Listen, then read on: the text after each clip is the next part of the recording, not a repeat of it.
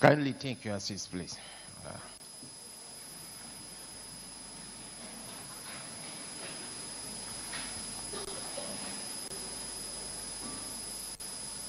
Well, my cap was made in Maiduguri, my gowns in Lagos by Kenny Jones, and my shoes in Abuja by Shea Body here in Abuja. But sadly, my watch is an Apple Watch, so we are making progress and will soon have an African watch. The head of the African Union Commission delegation and Director of Industry, Minerals, Entrepreneurship and Tourism, African Union Commission, Mrs. Ron Usman Umar. The Honorable Minister of Industry, Trade and Investment, Dr. Jumoke Oduole, MFR. The Honorable Minister of State for Industry, Senator John Owen Eno. The Managing Director and Chief Executive Officer of BOI, Dr. Olashupo Olusi.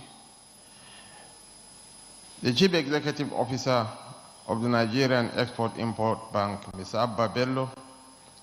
The DG of Smeran, Dr. Charles Odi. The Chief Executive Officer of Nigerian Export Promotion Council, my boss, Mrs. Nunye Aini. The permanent representative of Nigeria to Nigeria and ECOWAS, African Union, 6th Region Global Ambassador Apo Labi Oke. The Special Advisor to the President on Job Creation, a very celebrated young man, Mr. Temitola Adekule Johnson, MFR. You are the man of the moment. You are the most celebrated gentleman here. The head of cooperation of the European Union delegation to Nigeria, Mr. Massimo De Luca. I like your hair. When I grow up, I want my hair to be as bushy as your own. And my favorite development partner, the ever energetic Mrs. Elsie Atapwa. Nigeria no go come last. The Deputy Managing Director of Access Bank, Mrs. Chijoma Okoli. Heads of delegation of Eswatini, Morocco, Zimbabwe, and other members of the diplomatic corps and international organizations present here, senior government officials, development partners, honored guests, members of the fourth estate of the Rim, distinguished ladies and gentlemen. The promise of Africa isn't merely found in the skyscrapers rising in our capitals or the transactions flowing through our stock exchanges. No. The promise of Africa lies in our realization that if we fail to harness the potential of the informal sector, which accounts for nearly 90% of our workforce, we'll keep on going round the same cycle of despair. This gathering, therefore, is a signal that we understand the stake, that we are united by a dream we must realize with our own hands. This is why small enterprises have been at the heart of policy formulation in Nigeria. And in welcoming you to this critical forum, President Bola Ahmed Tinubu, GCFR, assures you of Nigeria's hospitality, of our readiness to learn from one another, and of our determination to agree on the direction we are headed in competing with the rest of the world. MSMEs are modern economic agents. They are our topmost hope.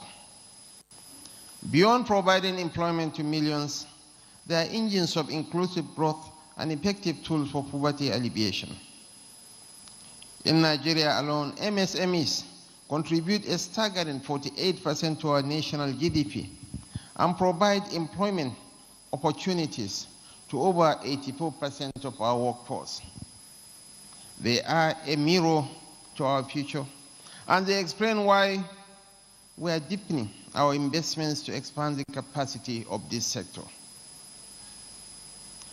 From the bustling markets of Cairo to the innovation hubs of Nairobi and Lagos, and from the artisan quarters of Marrakesh to the agricultural processing centers of Accra, MSMEs form the compass in our search for economic balance. Each of us brings to the table unique comparative and absolute advantages shaped by the peculiarities of our nations. That is why we must not only build local infrastructure for entrepreneurial expansion, but must also entrench cross-border cooperation. Our destinies, after all, are bound together. Still, we are not naive about the obstacles that confront our MSMEs. Limited access to affordable finance remains a recurring nightmare. It costs our continent not just money, it costs us momentum. But we must find hopes in the promise of the African Continental Free Trade Area. This is why I am particularly excited about the theme of this forum, building resilient MSMEs through digital innovation, market access, and affordable financing for Africa. The timing is perfect. The vision is clear. We have, over the years, witnessed a remarkable surge in digital adoption across the continent. Fintech innovations are redefining payment systems. E-commerce platforms are connecting artisans in forgotten corners to global markets.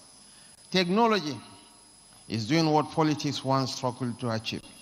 It is uniting us, empowering us, and restoring dignity to our people. But for the momentum to be sustained, we must rise to our duty as policymakers. That means investing in robust digital infrastructure, bridging the digital literacy gap, and establishing regulatory frameworks that do not stifle innovation. The African Union's recent launch of the Akili AI platform, in partnership with Meta and Deloitte, is a bold step in the right direction. It is a sign that we are not just watching the world change, we are part of the change.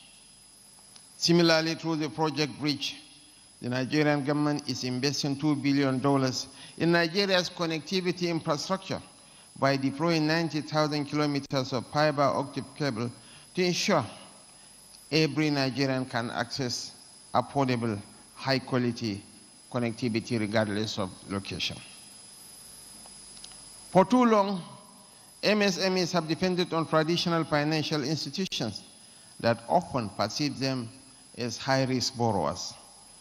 This has deepened the financing gap and limited growth, but change is unfolding. Fintech firms across Africa are now using alternative data to assess creditworthiness and extend microloans to the previously excluded. It is a revolution from below, yet we cannot stop there.